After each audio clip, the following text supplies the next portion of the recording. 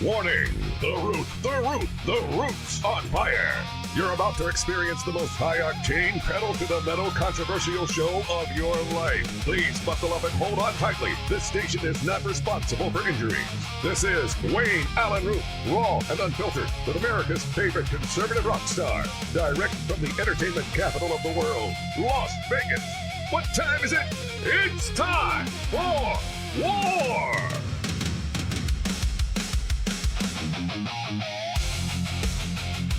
Here's your host, 100% raw truth, 100% American made, the warrior, Wayne Allyn Root.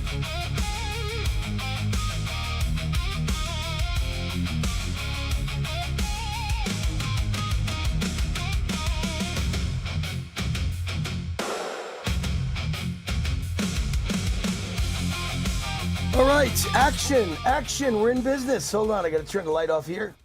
There we go. Welcome, everyone, to the War Zone Live, my podcast every afternoon, depending on where you are. No, actually, it's afternoon, no matter where you are. Yeah. It's 1 o'clock here in Las Vegas on the West Coast. It's 4 o'clock on the East Coast, so it's not evenings anymore. It's every afternoon, 4 o'clock Eastern, and it's great to be with you. Official podcast, The Gateway Pundit. I'm Wayne Allyn Root. The Root's on fire. This is the Wayne Stream Media, and I am the biggest MAGA mouth in the world. Our guest today, coming up in the next segment, is United States Senator Ted Cruz. So stay tuned. Don't go anywhere. Ted Cruz will be with us live. And we'll talk about the Iran deal and a lot of other important things for America's future, including President Trump and his thoughts on President Trump. Not just on the Iran deal, just on everything. And speaking of President Trump, I mean, look, you know, I don't agree with everything he does, but boy, I like his style. I mean, who doesn't like his style if you're a macho man?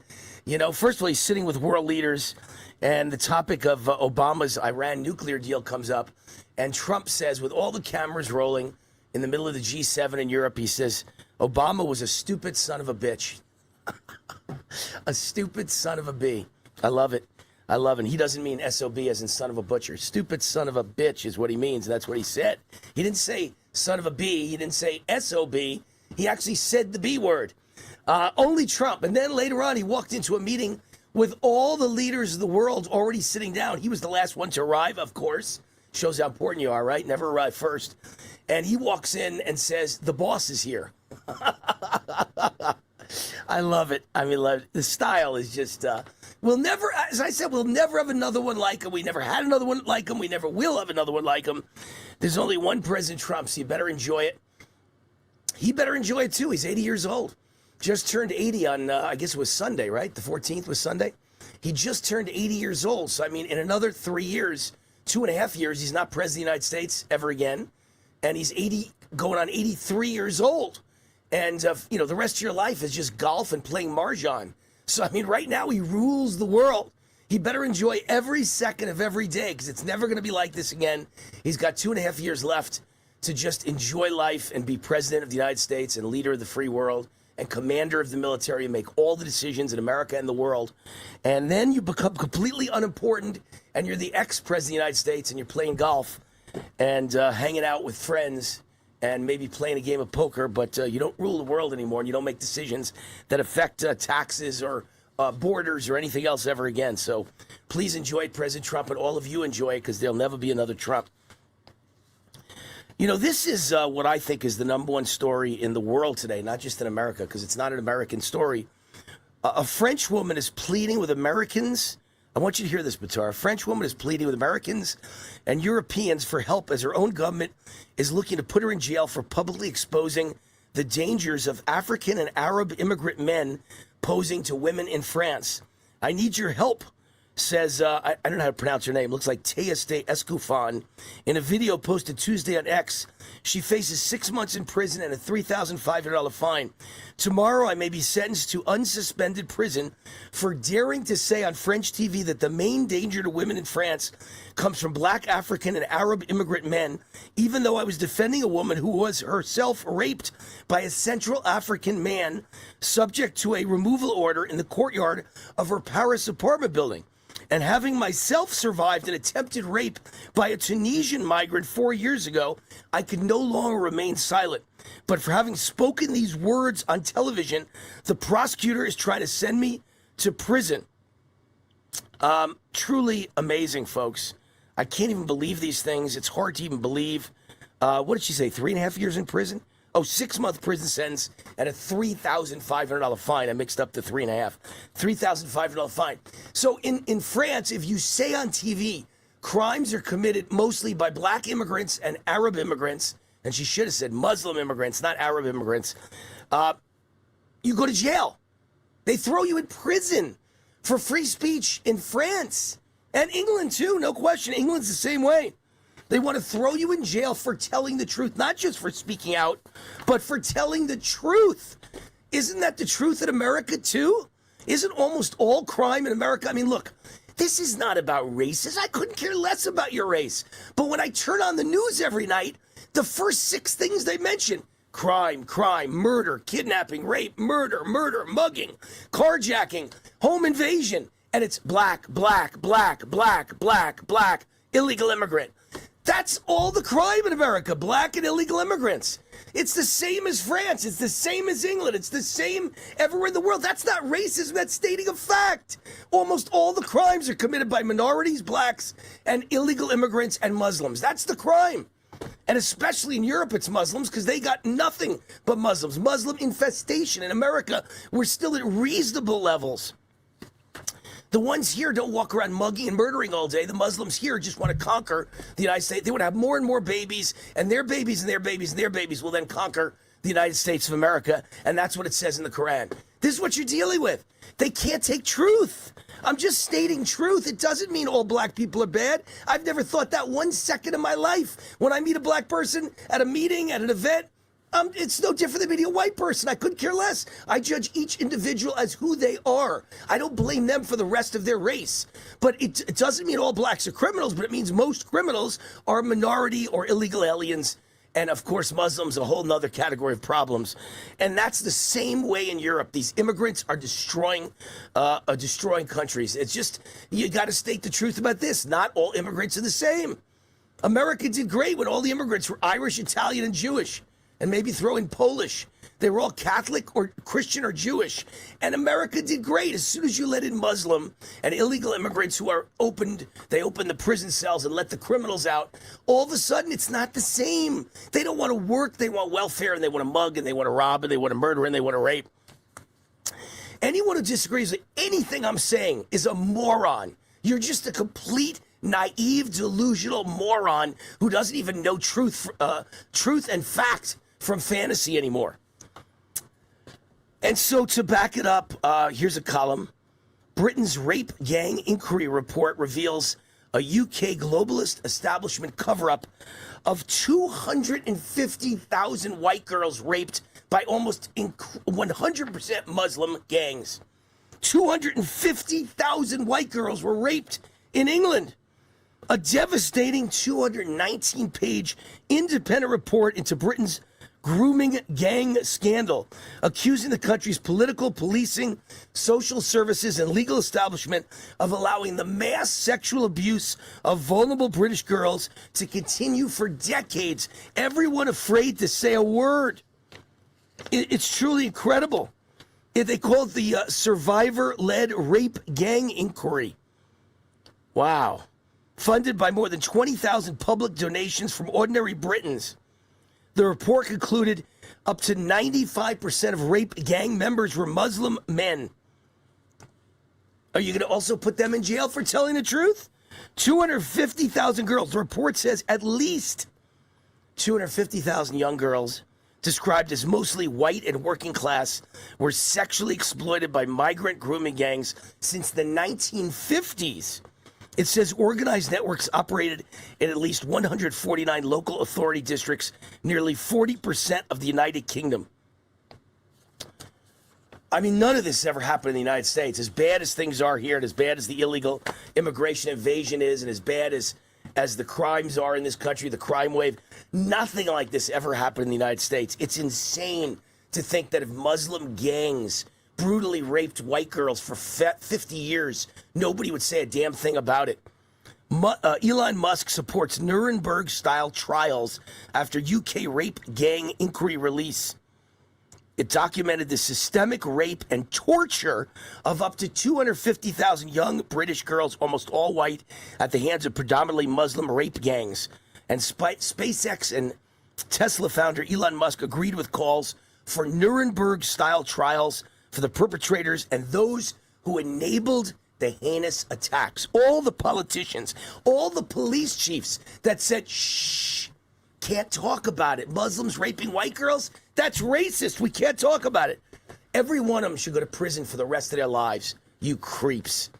All right, this show is sponsored by VRA. And up next, of course, is my interview with United States Senator Ted Cruz.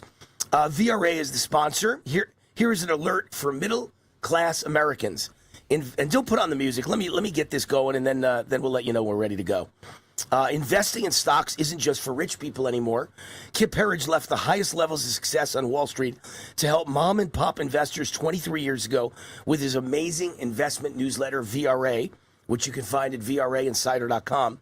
His goal was to help the little guy, average middle-class American investors, hit returns like rich guys do with hedge funds, except better. Since then, his top-performing recommendations have beaten the market just under 90% of the time, 19 out of 22 years. Meanwhile, Barron's reports the average Wall Street money manager loses to the market 90% of the time. Kip wins almost 90%. The big shots on Wall Street lose 90%. But Kip's not just beating the market, but often beating the market by a mile. His daily newsletter portfolio was up 35.7% last year, over 27% in 2024, and over 50% in 2023. How do you like those numbers? I'm a witness. Kip's been a close friend all these years, and I've read his email newsletter every morning for 23 years. Facts matter. The fact is the VRA portfolio beats the market in good years and bad years. When the economy's up, when the economy's down, Kip is the Nostradamus of Wall Street, and my personal financial advisor. Let Kip prove it to you for free. Exclusively for my fans, Kip's offering his daily VRA investment letter completely free for 2 weeks. I believe you'll stay for life after that. Join now at VRAinsider.com. So listen up, middle-class America. You have no risk. It's 100% free for 2 weeks. Then you join. It's very inexpensive, and the results are one of a kind. Now you can win like the wealthy investors on Wall Street, or better, for a fraction of the cost. Get your free 2-week membership at VRAinsider.com. Okay, now you could put the music on. We're going for a quick break. When we get back, United States Senator Ted Cruz will be here. My name is Wayne Allyn Root, otherwise known as War, your Secretary of War. This is the Wayne Stream Media. I'm the biggest MAGA mouth in the world. My website, root4america.com, where you can find all my TV shows, all my radio shows, and my podcast, all of it at the very top. And you can email me anytime, wayneroot@gmail.com. Up next, U.S. Senator Ted Cruz. Hi, this is Wayne Allyn Root. If you're sick and tired of supporting woke companies, I have great news for you. You don't have to anymore. You can shop where my family shops at GreatPatriotStore.com. My team researched thousands of companies for my best-selling book, The Great Patriot Boycott Book, and one stood out above all, GreatPatriotStore.com.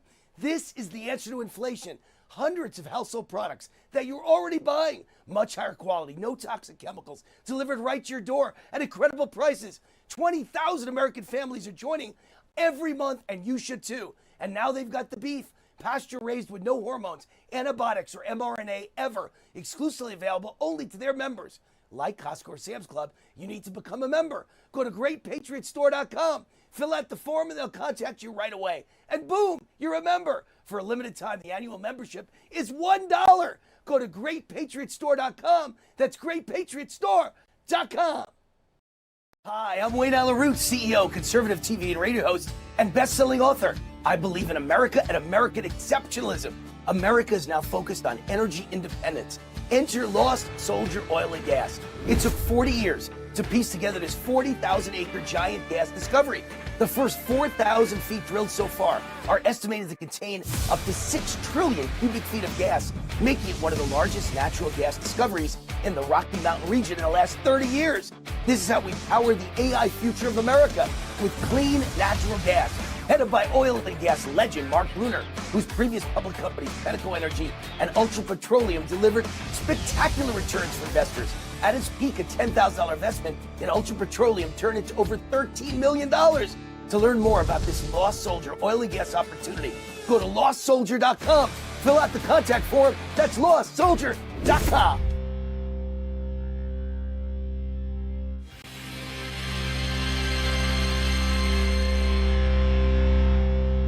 All right, Wayne Allyn, I am joined by Gordon Bond. What an honor.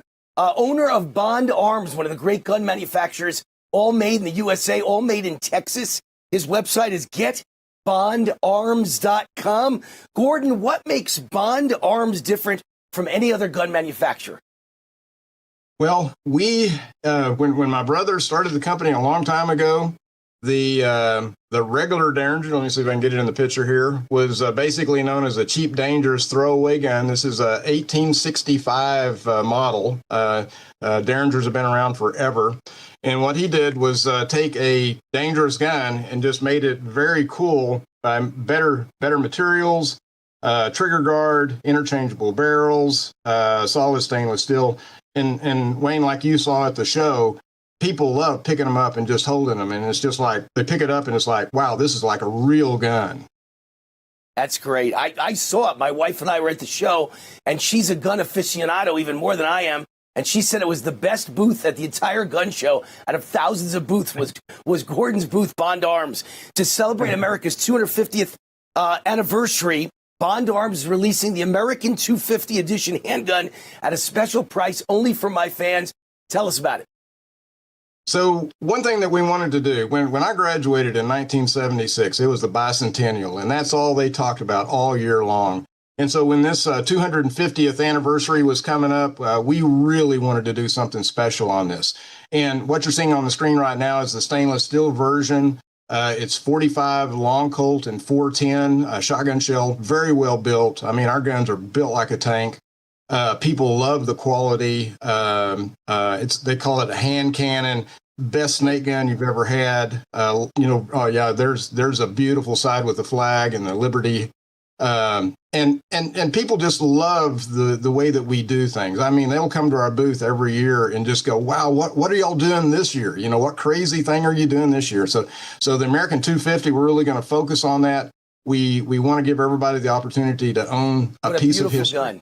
What a beautiful gun. What a gorgeous gun. The engravings. Wow. And I love that name, hand cannon. I want a hand cannon. Mine got delivered today. I'll have them for next week's show. My own personal hand cannon from Bond Arms. How do you get it? Go to getbondarms.com. See the number on the screen, getbondarms.com, or call 817-573-4445. See the disclaimer on the bottom of the screen for certain restrictions. Getbondarms.com. Gordon, thank you. Thank you, Wayne.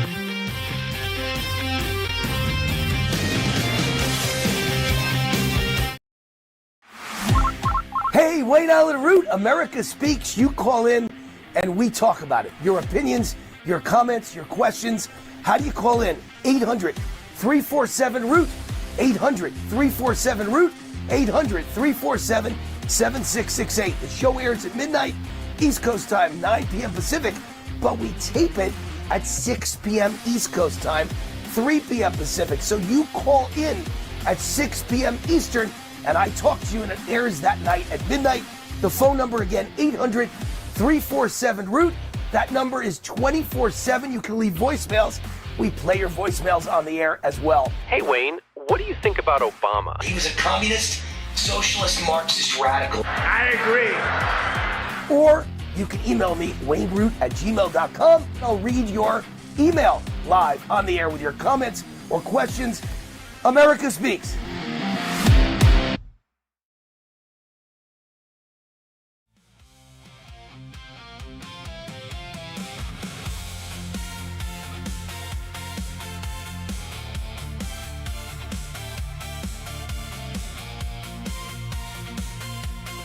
All right, Wayne Allyn here. Ted Cruz running a little bit late. We may try another interview first because we have 2 interviews set up for today. And we may go to the first interview, or I should say the second interview first, and then take Ted Cruz in the third segment of the show. So we'll see how that works out. Give it a second, and we'll see where Ted's at. In the meantime, let me mention the sponsor of this segment of the show, Energized Health. I lost 25 pounds of fat and gained 10 pounds of muscle in only 88 days on this program. That was 6 years ago. All the fat has stayed off. All the muscle has stayed on.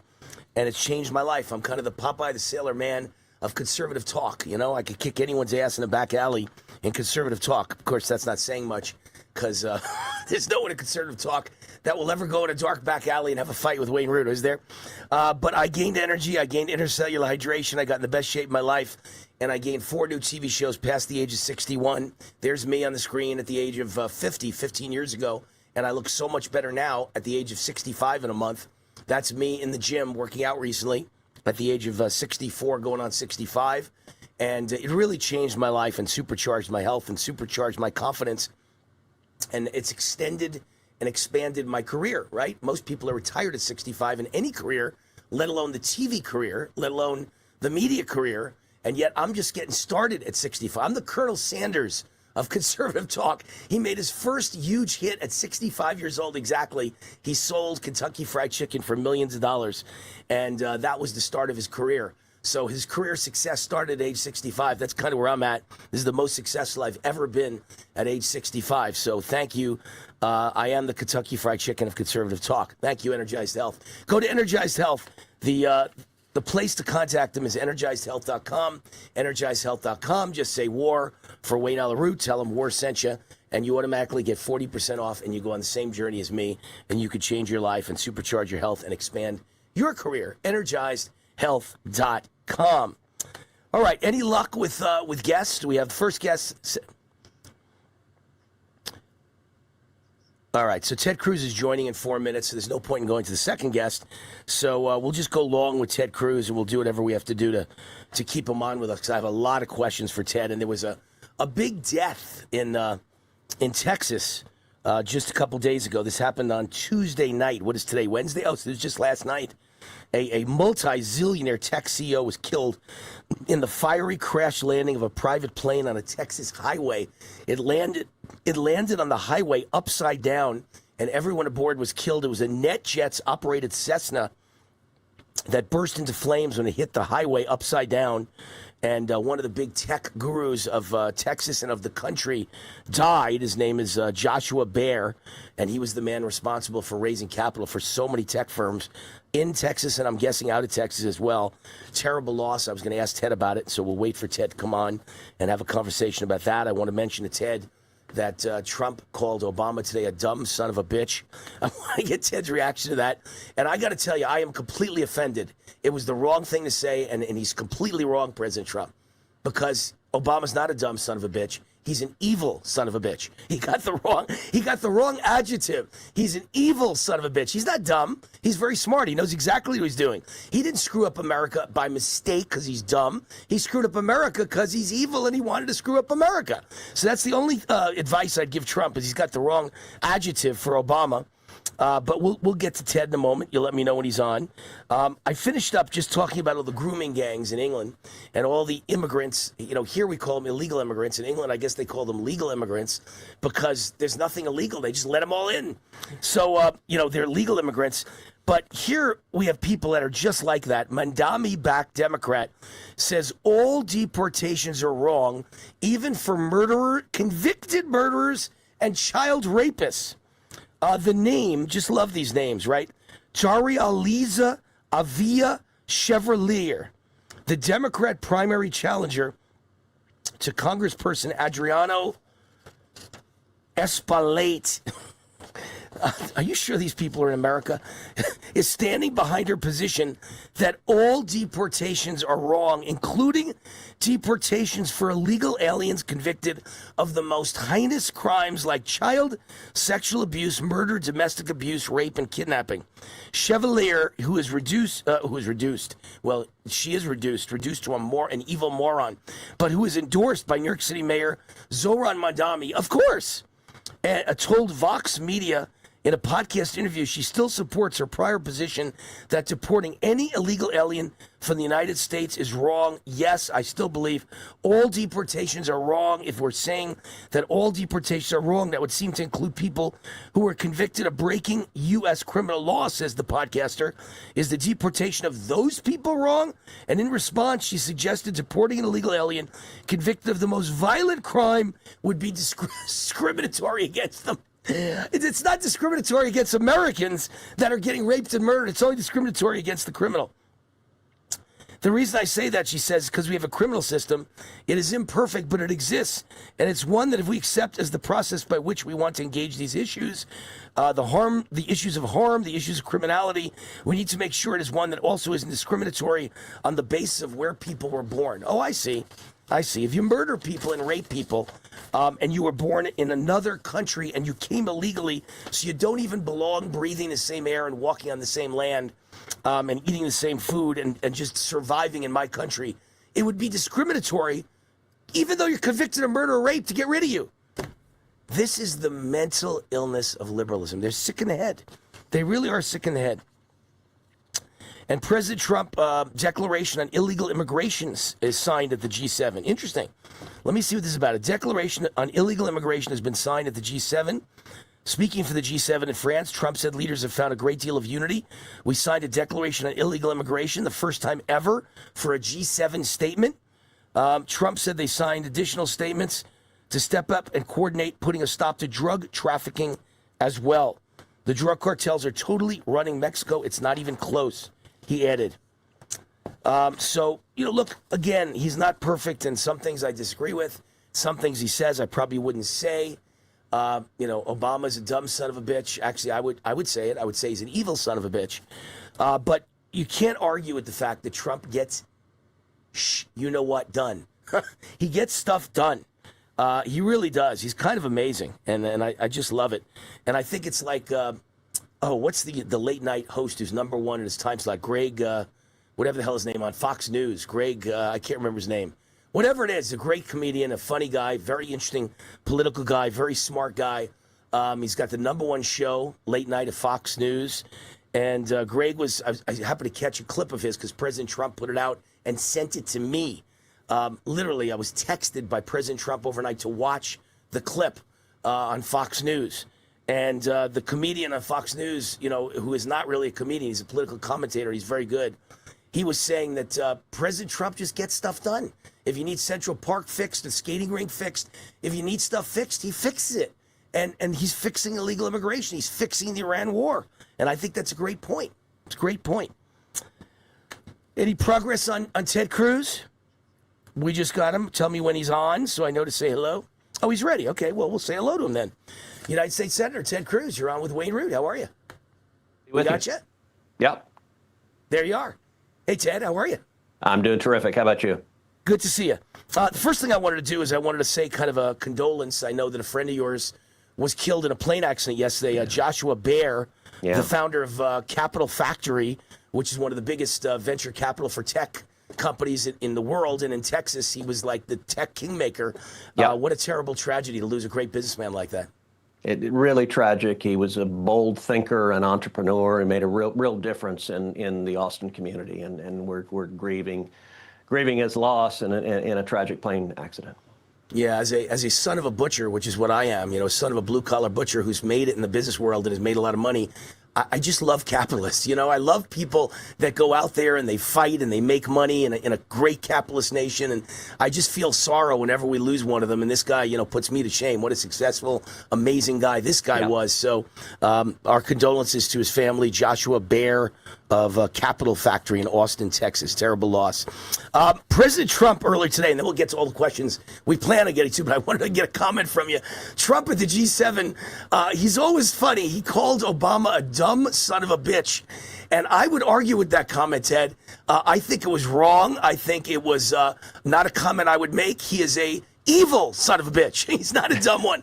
President Obama is not stupid. He is smart, and he wanted to destroy capitalism and all the things that I think make America great. I don't think any of it was a mistake. I don't think he's incompetent. I don't think he's dumb. So Trump is right to totally despise him, but I think it was the wrong adjective in front of son of a bitch. I think he's evil, not dumb. Your thoughts?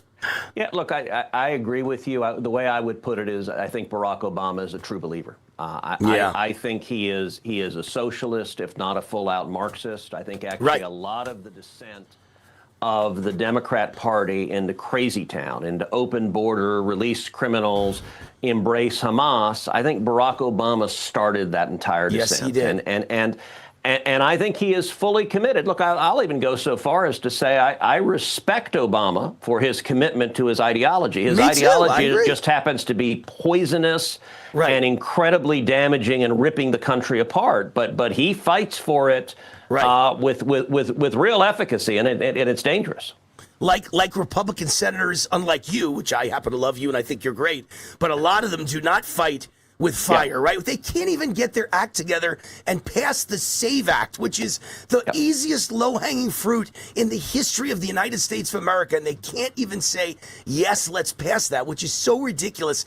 Did you happen to see my commentary? I've been arguing for like 3 months now, Senator Cruz, that the SAVE Act is great and I want it to pass, but it's never going to pass. The Thune is never going to let it pass. It's never going to happen. The McConnells of the world and the Tom Tillis of the world, not going to happen.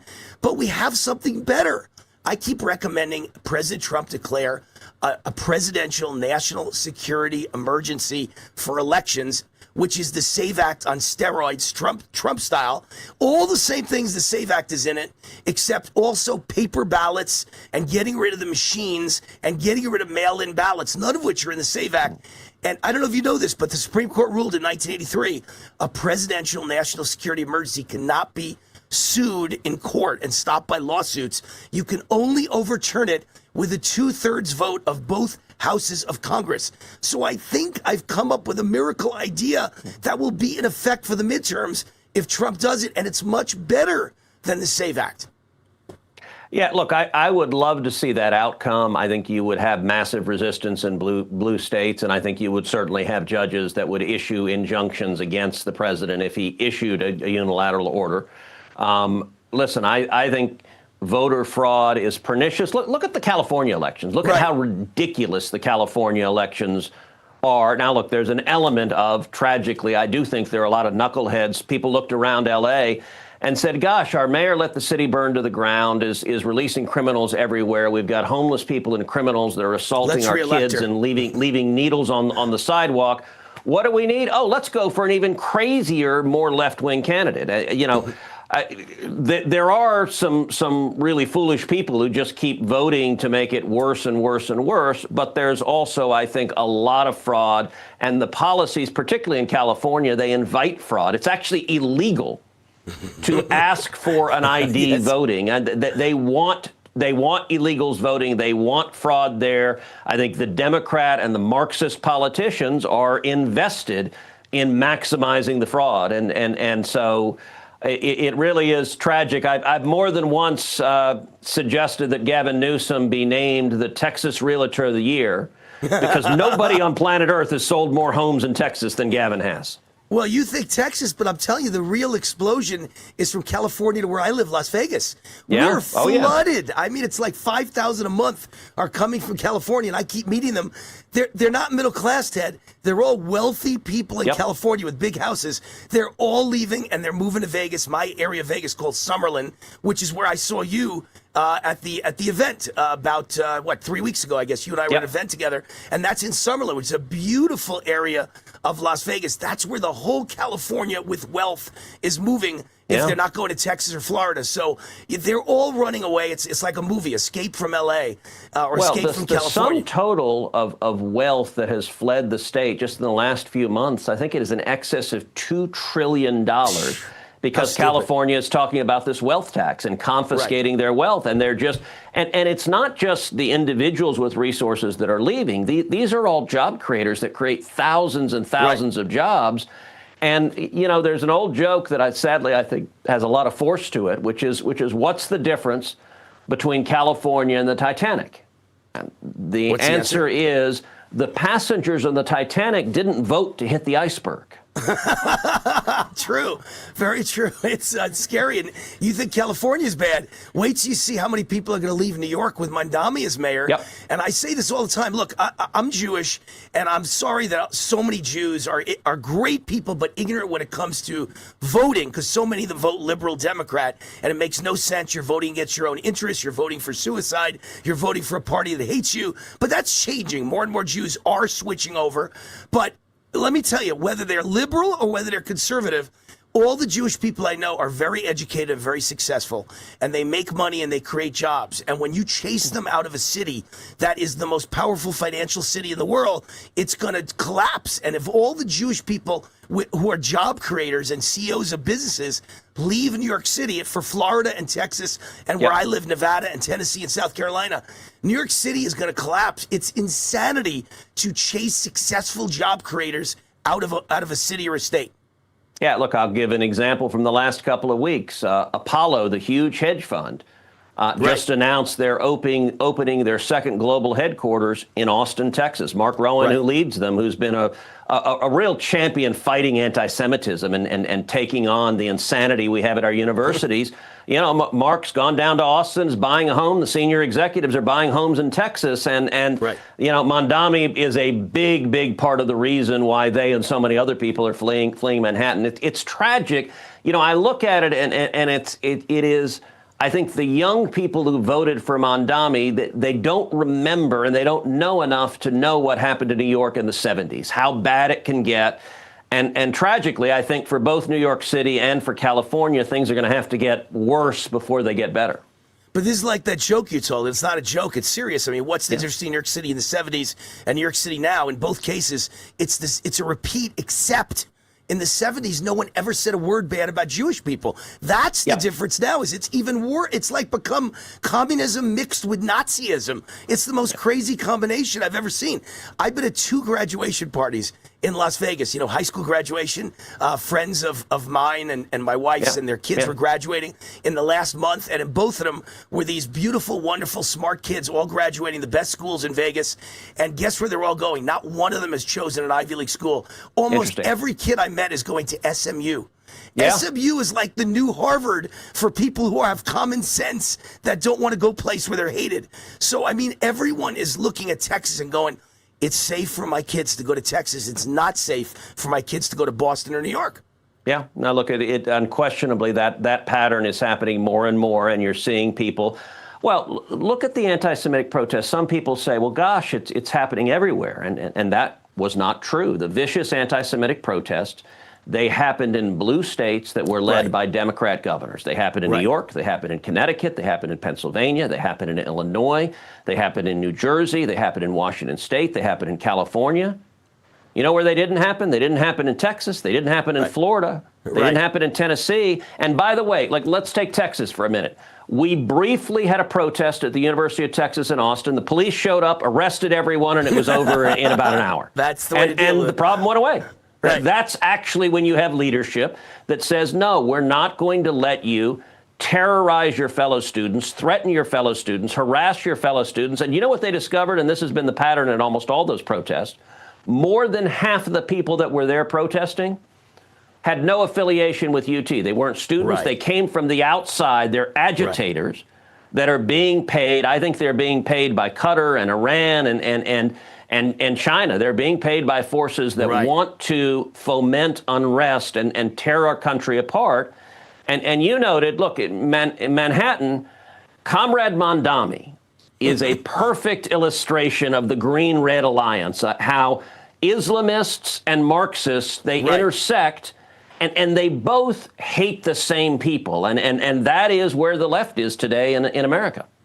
And that's why I'm so anti-Tucker Carlson's and the Candace Owens and even Marjorie Taylor Greene. I think those people are so dangerous because I ask my fellow conservatives, Senator Cruz, have you ever agreed with the left on anything? They're wrong about everything. Have they ever been right about anything? So how come you're now taking their side with Jew hatred when it's all coming from the left and now you're dumb enough to agree with them? They've never been right about anything before, so they're not right about Jew hatred and they're not right about Israel. They're wrong because they're agreeing with the most radical communist people in the world. So you know you shouldn't be on their side. How silly. Yeah, look, it is pernicious. And if you look on the left, anti-Semitism, Jew hatred really began rising on the left in the last 10 years or so. Obama. And yes, Obama. Absolutely. And the Democrat leadership, they by and large just looked the other way. They hoped it would go away, and it's basically consumed their party.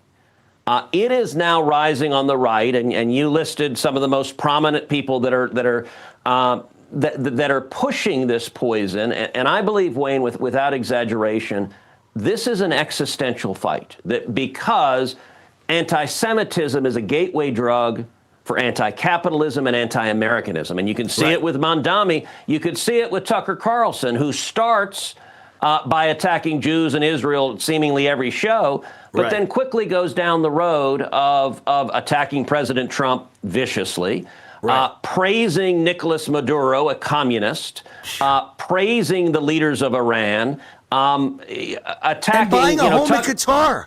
Buying Yeah. a home in Qatar. He's living part-time in Qatar now. Something's wrong with Tucker. I don't know if they paid him, $500 million to turn on America. I don't know what it is, but it's so bizarre, Ted Cruz. Can you imagine anyone saying my new second home is in Qatar? It's just bizarre.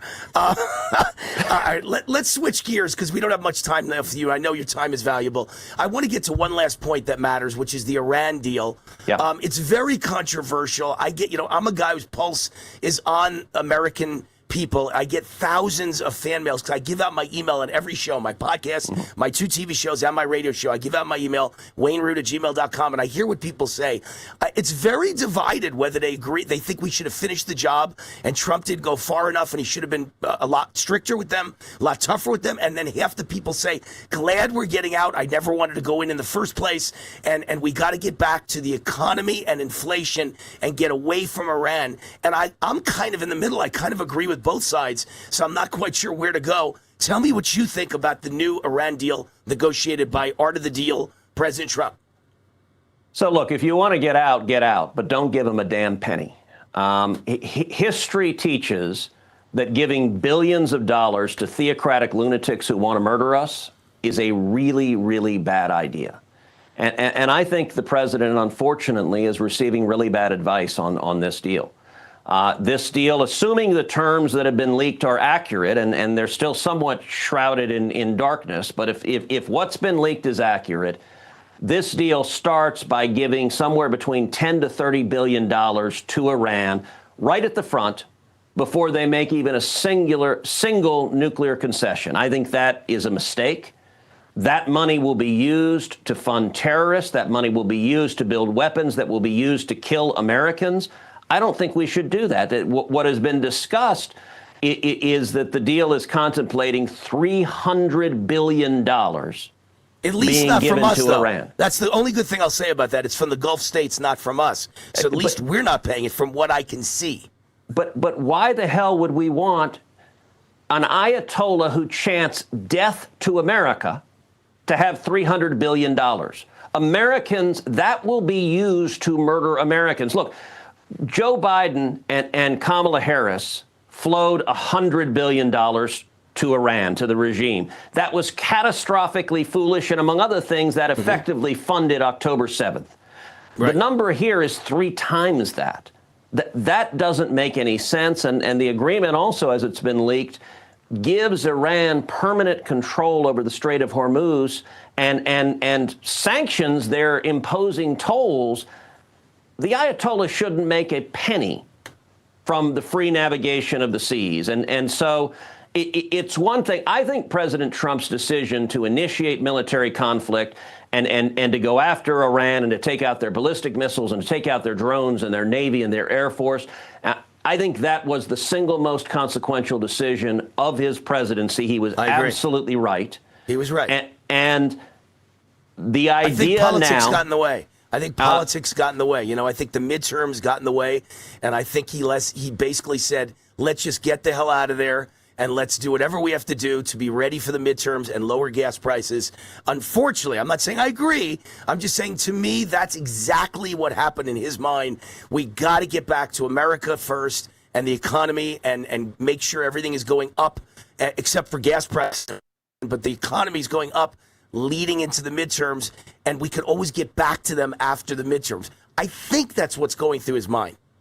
Listen, I think he's getting bad advice on this, and the idea that we would send billions of dollars to people who want to kill us it is not a good idea. Just today, Rob Malley, who was the top Iran appeaser under Joe Biden, he tweeted that he thinks that this agreement is fabulous.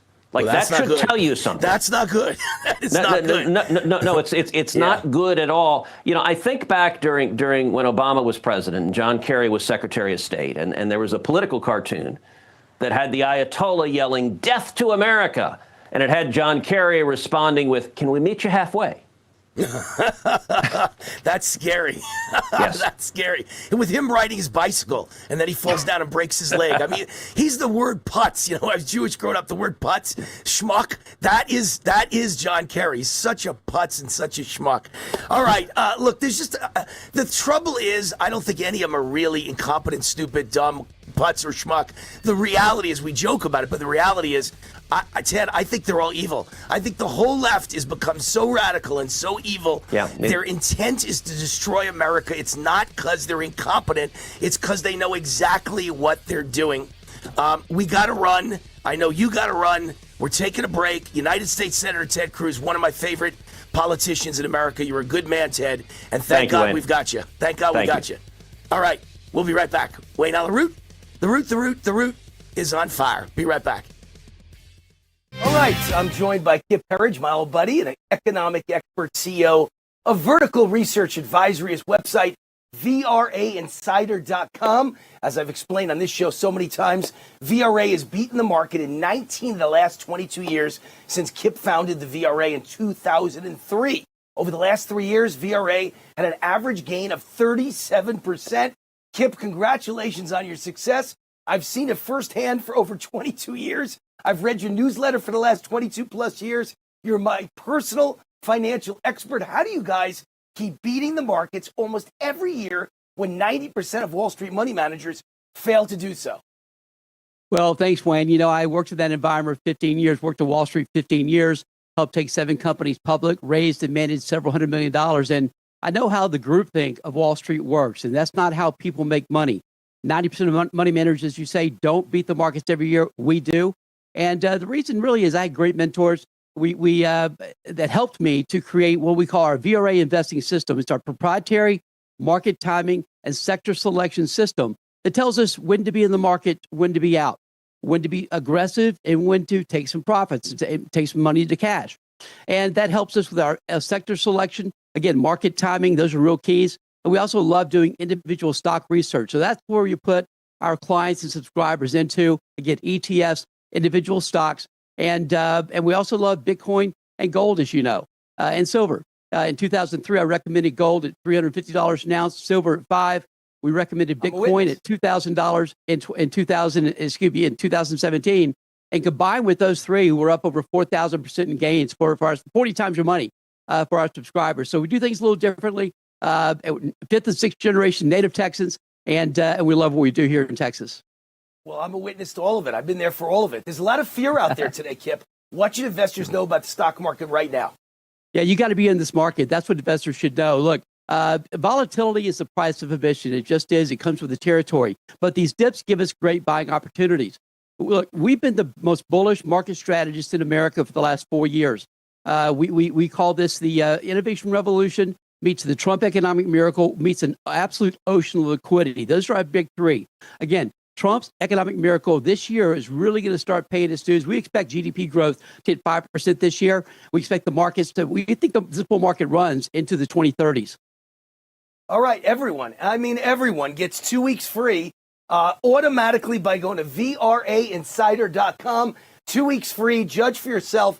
VRAinsider.com. Kip Herridge, thank you. Thank you, Wayne.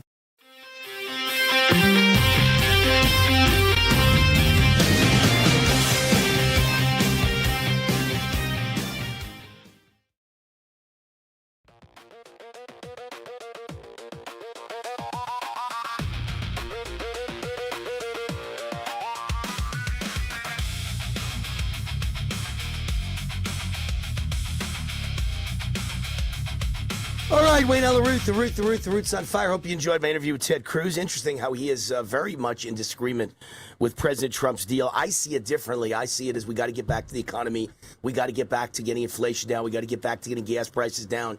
I want to make some money. We all want to make some money. Iran will be good boys, in my opinion, for like 2.5 years as long as Trump is president. Then all bets are off. If a Democrat gets elected, we're screwed. If a Republican like Vance or Rubio gets elected, then we might have problems, and they're going to have to fight him again. But in the meantime, he did what had to be done, and the $300 billion is all 100% being paid by the Gulf states to rebuild Iran. It's not being paid a penny by us. So I kind of am not as down as he is on the deal, but I kind of wish Trump had finished the job, and been stricter in this deal. But, you can't get everything you want in life, and I need us to win the midterms. That's what really matters to me. I don't think defeating Iran would have won the midterms. I want to remind everybody that George H.W. Bush, the first Bush, defeated Iraq in one of the greatest military victories in history, and his approval rating was like 90%, and 6 months later he lost to Bill Clinton. Because everyone forgets a war right away. All they care about is their pocketbook. So I didn't have time to remind Ted of that. I just thought of that now. But the reality is, winning a war, people cheer you for about 5 minutes, and then they say, how come my income is down? I'm not voting for you. That's the same reason Winston Churchill won World War II, and they immediately threw him out of office. Thank you, Winston. Now we want someone new to make the economy good. That's really what happens. So winning a war doesn't get you anything, but adding money to people's pocketbooks at the kitchen table gets you everything. All right, Kerry Lutz is with us. He's the former lawyer for President Trump and founder of the Financial Survival Network. Kerry, we welcome you to the show. How are you? Hey, it's great to be back with you, Wayne. I've known you many years. First of all, Daniel, something's wrong, Daniel. I'm getting ridiculous feedback. Every word I say is coming back to me. Okay, there we go. Now we're good. I've known you for many years. I've probably known you for 20 years, Kerry, and I never knew you were President Trump's lawyer. How were you President Trump's lawyer? I didn't even know that. I mean, I wasn't his lawyer, but I had done some work for him during the casino days, hung out with him for a few hours. This was back in 2000.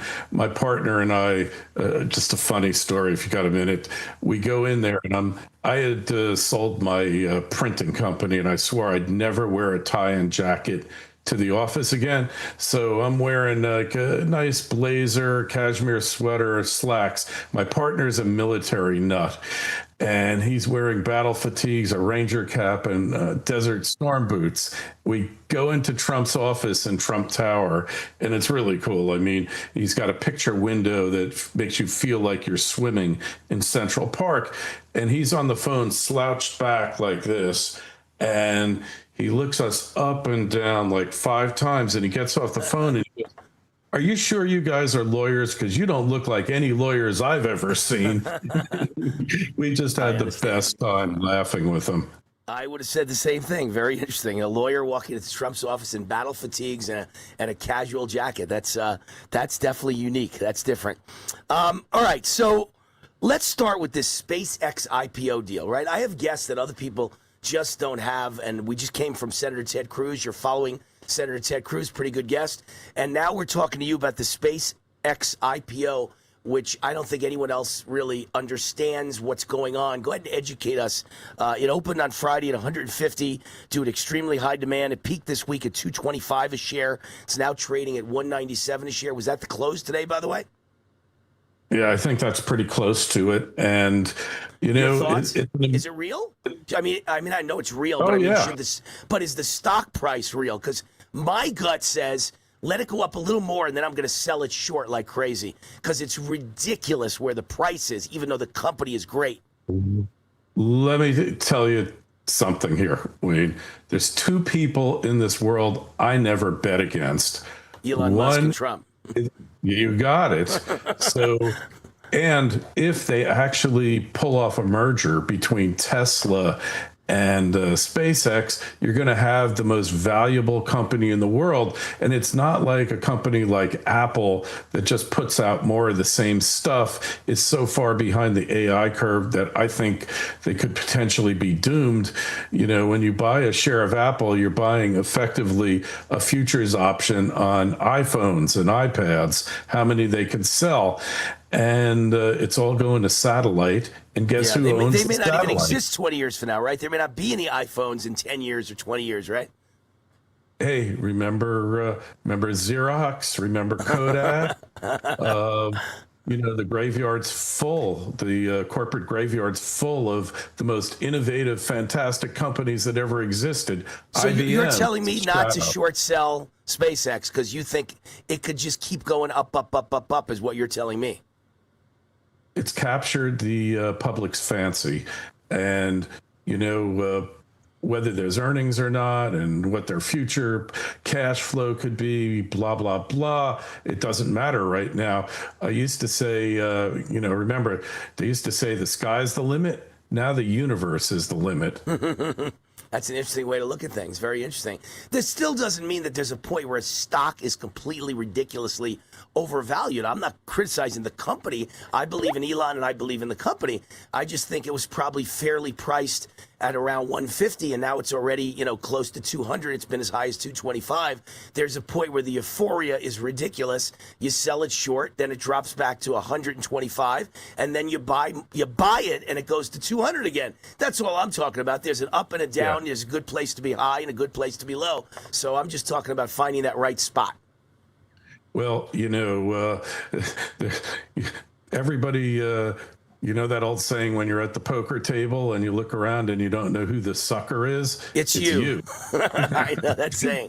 I know that saying. But on the stock market, very often it's the opposite. I mean, in other words, I like betting against people. If everyone loves SpaceX, I'm going to sell it short. If everyone hates SpaceX, I'm going to buy it. That's Benjamin Graham, buy low, sell high.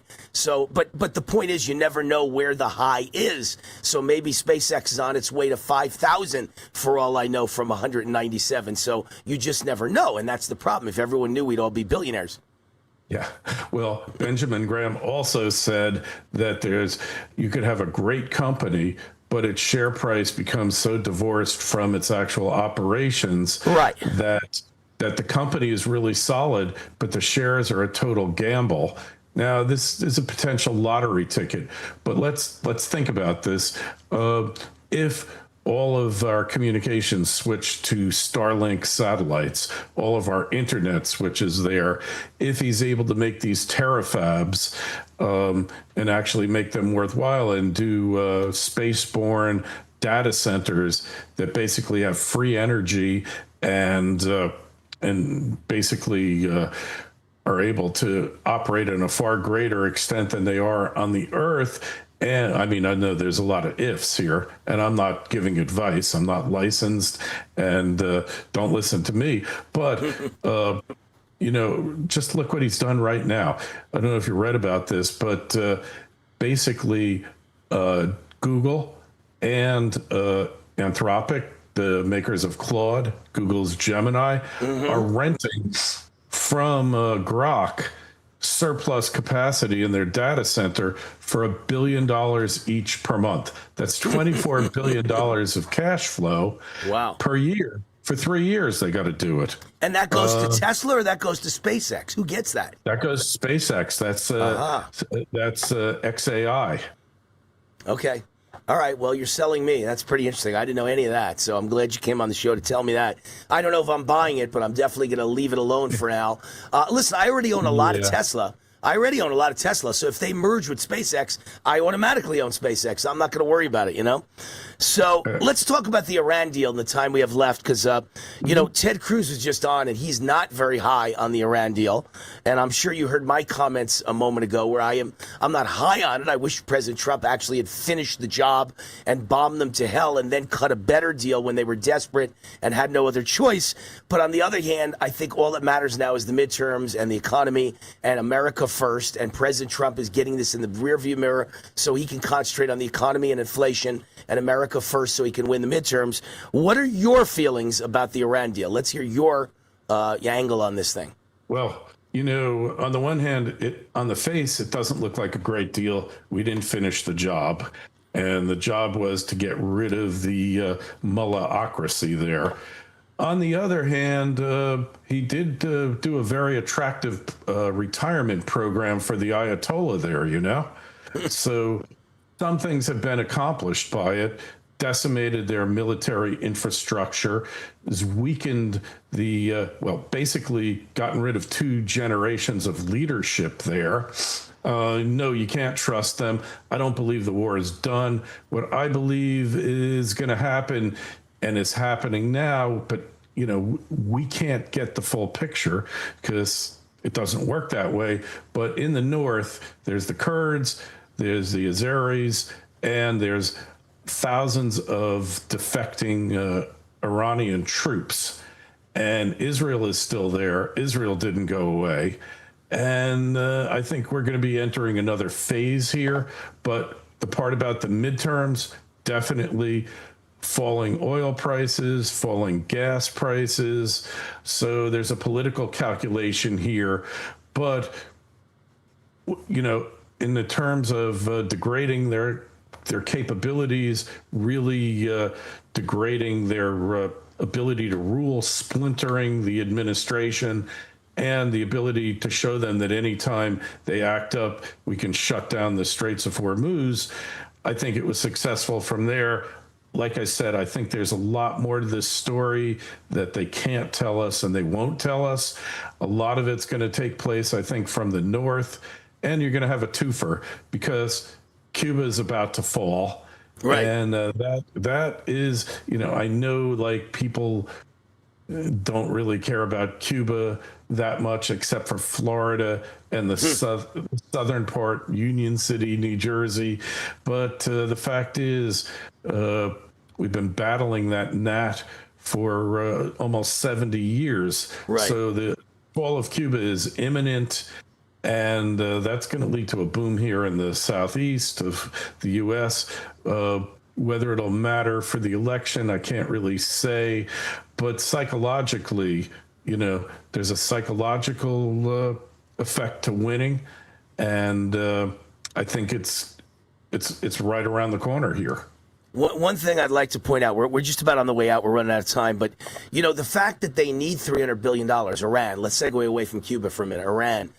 Nobody's bringing this up. I never heard one person say it. The reason they need $300 billion from their fellow Gulf state allies to rebuild is because the United States wrecked almost everything there is to wreck in Iran. They acted like it wasn't that bad. Of course it was that bad. Their country's wrecked. We did a great job wrecking their country. We could have done more. I would have wrecked it twice as much.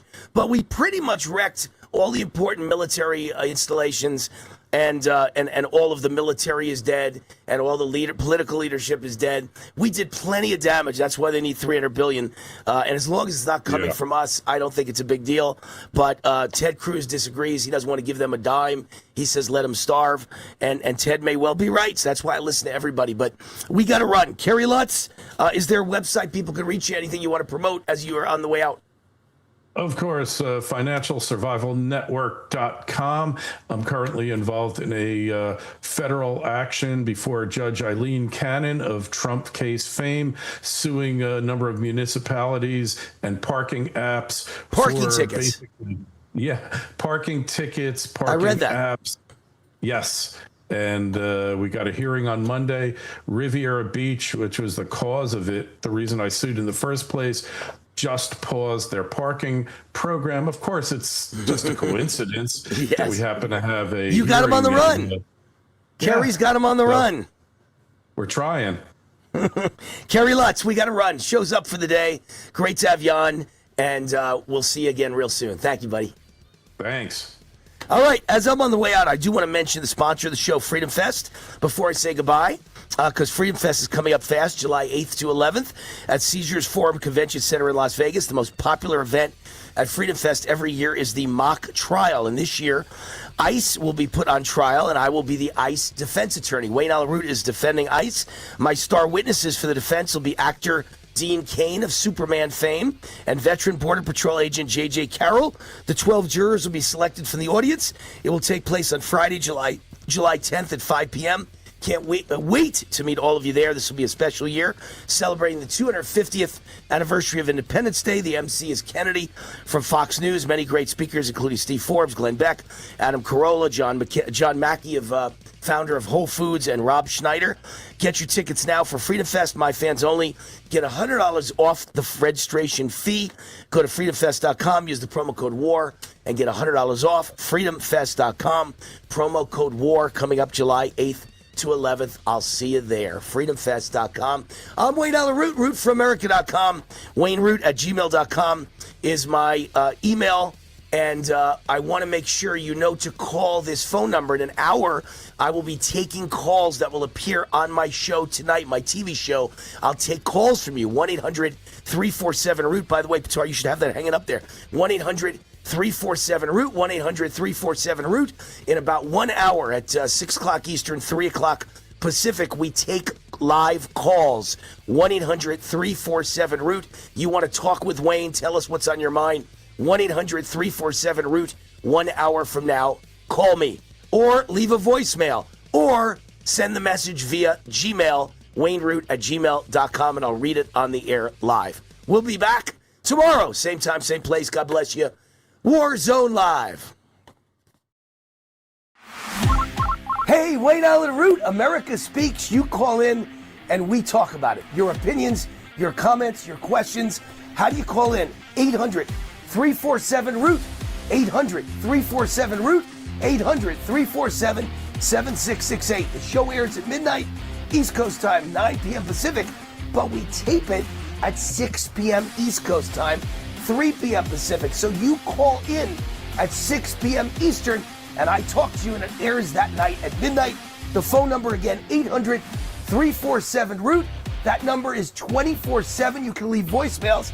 We play your voicemails on the air as well. Hey, Wayne, what do you think about Obama? He was a communist, socialist, Marxist radical. I agree. Or you can email me, WayneRoot@gmail.com. I'll read your email live on the air with your comments or questions. America Speaks.